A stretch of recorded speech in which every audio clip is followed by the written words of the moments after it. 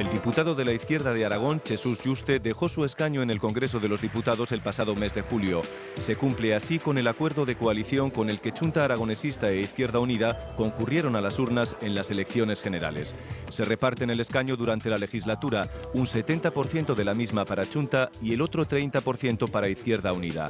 Yuste emprende ahora una nueva etapa tras 4 legislaturas como diputado de Chunta en las Cortes y 31 meses en el Congreso. Buenos días y bienvenido a Aragón en Pleno. Muy buenos días.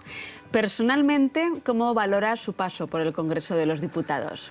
Bueno, pues ha sido, sin duda, una experiencia increíble. Es decir, he vivido 31 meses a un ritmo vertiginoso, asistiendo en primera fila a lo que yo creo que es una legislatura histórica. Posiblemente pase a la historia como un cuatrienio negro, pero es histórico en cuanto a los cambios que se han producido en el país, tanto en derechos, libertades, etcétera, empobrecimiento de la sociedad.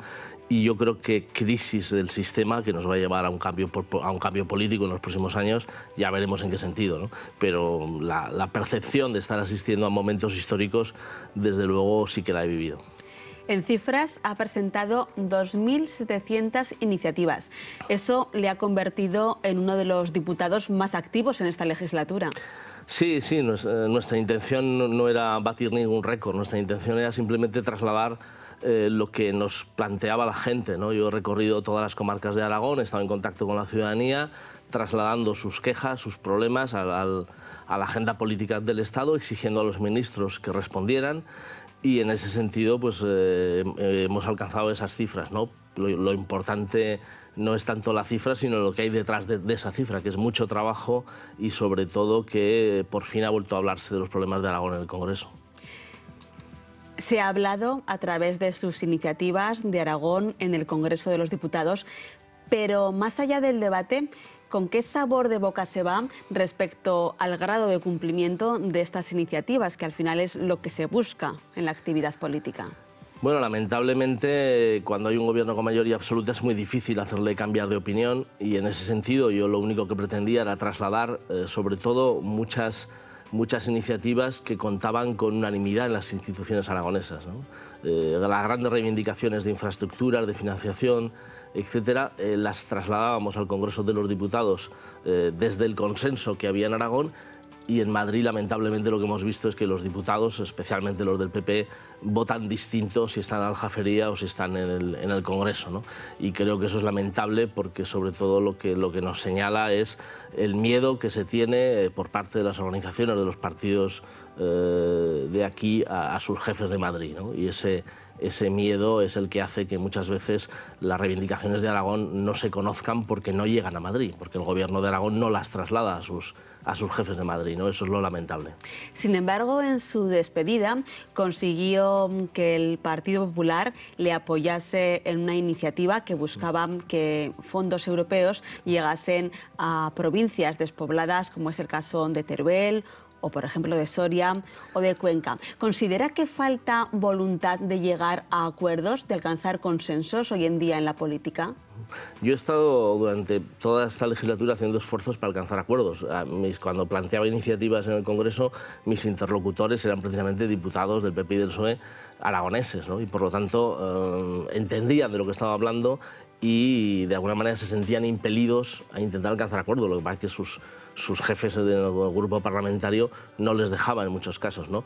En este caso concreto de Teruel fue curioso porque el Partido Popular, tanto el ministro Montoro, cuando le interpelé, dijo que no, que era imposible lo que pedíamos para Teruel. El Grupo Popular, en su discurso, en el debate que tuvimos, también rechazó la validez de la propuesta que hacíamos de pedir fondos europeos para zonas despobladas del sur de Europa, como Teruel. Y resulta que a la hora de la votación el PP cambió de opinión y me pidió por favor que le dejara votar ese punto por separado para aprobarlo, ¿no? Con lo cual no tenía ningún problema. Lo que me interesa es que las iniciativas que planteemos se entiendan y sean aprobadas, ¿no?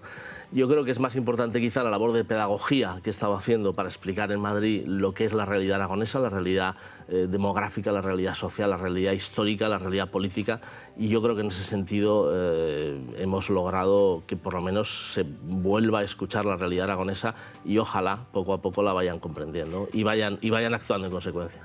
Lo comentaba al comienzo, en esta legislatura hemos vivido momentos importantes, como por ejemplo el cambio en la jefatura del Estado.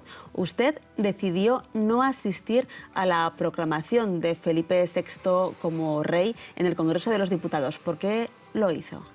Bueno, aquel no era un pleno normal, aquel era un pleno de protocolo, era un pleno donde no era un acto parlamentario propiamente dicho del legislativo, sino que formaba parte de una estructura de poder con la que no estamos de acuerdo. Es decir, se ha hurtado a la ciudadanía una vez más la posibilidad de decidir sobre el modelo de Estado, ¿no? Y en ese sentido pensamos que hay un debate socialmente abierto sobre la reforma de la Constitución, sobre el modelo impuesto en la transición. La mayoría de la sociedad no tenía edad para votar la Constitución del 78 y por lo tanto, ni yo mismo, y por lo tanto estamos hablando de generaciones que no entienden por qué se hicieron las concesiones que se hicieron durante la transición y que merecen y necesitan ser protagonistas de ese debate, ¿no? Por lo tanto, mientras esté abierto ese debate sobre un proceso constituyente, entendíamos que no tenía sentido asistir a un pleno para la proclamación de un rey. Ha dejado el acta de diputado, pero sigue siendo presidente de la Asociación Parlamentaria en Defensa de los Animales. A raíz de la crisis del ébola y de lo que ocurrió con el perro de la enfermera afectada por esta enfermedad, ¿cómo ha vivido el sacrificio de Excalibur, un perro que se ha hecho famoso en las redes sociales? Bueno, realmente la crisis del ébola lo que ha puesto en evidencia es la mala gestión de la política sanitaria del gobierno del PP, ¿no? Cuando el Partido Popular decide cerrar el hospital de referencia de enfermedades infecciosas sin que haya una alternativa, cuando decide improvisar en política sanitaria, algo que no se debe hacer nunca, pues de repente cuando ha habido un caso de ébola de verdad, pues ha supuesto, y además por decisión propia, traer a un enfermo a España sin que haya los medios adecuados, pues ha puesto al país en peligro, ¿no? Y eso yo creo que el ébola lo que viene es a enseñar a detectar ese problema, a denunciar ese problema. Excalibur se ha convertido en una víctima inocente de la nefasta política sanitaria del gobierno del PP. Yo creo que en aquel momento sacrificaron a Excalibur sin conocimiento, pensando que así la gente iba a ver que era un gobierno que actuaba con contundencia, y lo que ha visto es que es un gobierno insensible que no tiene ni idea de cómo se hacen las cosas en estos tiempos, ¿no?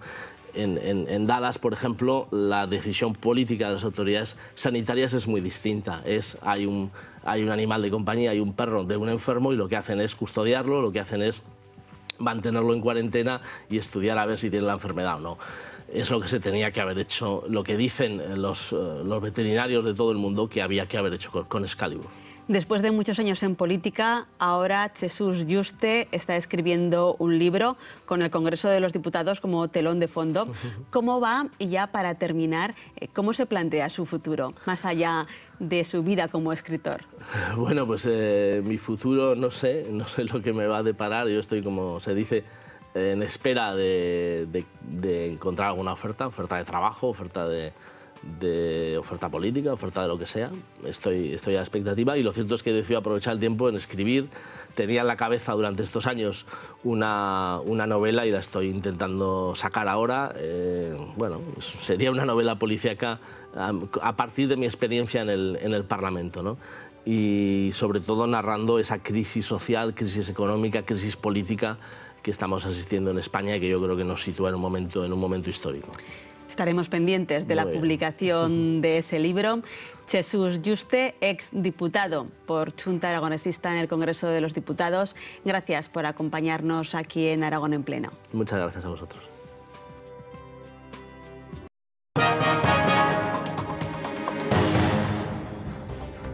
Hasta aquí el repaso a la actualidad política. Volveremos el próximo domingo. Ya saben que les esperamos. Como siempre, gracias por estar ahí.